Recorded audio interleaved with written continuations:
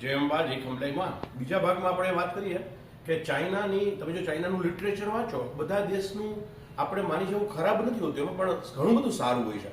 તો ચાઇનાની લિટરેચરમાં એક સાહિત્યમાં લુઈ અને ચુઈ નામના બે ભાઈઓની માહિતી અને વાર્તા આપેલી છે.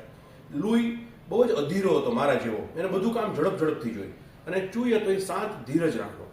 બે ભાઈઓ વચ્ચે દરરોજ ચર્ચા ચાલતી હોય, એટલે એકને ઝડપથી જોતું હોય, બીજાને નિરાતે, જે યુગ પ્રમાણે ચાલે પ્રમાણે. તો બંને ખેતરમાં ચોખાનું વાવેતર કરેલું.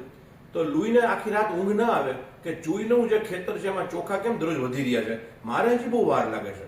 એક દિવસ એટલું બધું કંટાળી ગયો કે રાત્રે જઈને પોતાના ભાઈને, એની એટલી બધી એને ઈર્ષા અને એટલી બધી પોતાને આમ ઝડપથી આગળ વધી જવાની ભાવના, કે રાત્રે પોતાના ખેતરમાં બધા ચોખાના જે છોડ હતા એને એક ઇંચ બહાર કાઢી લીધા, અને સવારે ડિક્લેર કરી દીધું કે જો મારા ચોખાના ખેતરમાં જે ચોખાના છોડ છે એ મારા ભાઈ કરતા વધુ ગ્રોથ કરેલો છે.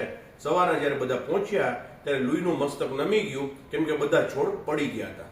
તો ફરીવાર ઉતાવળે આંબા ન પાકે, સબરીજીએ મતંગ ઋષિના એમના કહેવાથી 84 વર્ષ સુધી ભગવાનની, રામચંદ્ર ભગવાનની રાહ જોઈ. 63 વર્ષની એની તપશ્ચર્યા, 84 વર્ષનું આયુષ્યમ કહેવાય છે, ત્યારે ભગવાન આવ્યા. તો રીલ કઈ ખરાબ નથી, પણ વિડીયો જોવા માટે ધ્યાન લે. કારણ કે જો તમારે, આપણને બધાને જ્યારે આપણે સ્પ્રે લેવા જઈએ તો આપણને લોંગ લાસ્ટિંગ જોઈએ છે, અગરબત્તી લેવા જઈએ તો લોંગ લાસ્ટિંગ જોઈએ છે, પણ જમવાનું હોય તો ફાસ્ટ ફૂડ. એ કેવી કોન્ટ્રાવર્સી છે કે જમવા જે અંદર જવાનું છે એ ફાસ્ટ ફૂડ, અને જે ખાલી માત્ર બહાર જ રહેવાનું છે, બીજાને સુગંધ આવવાની છે, એ લોંગ લાસ્ટિંગ. તો આ રીલ અને વિડીયો વચ્ચેનો ફેર છે.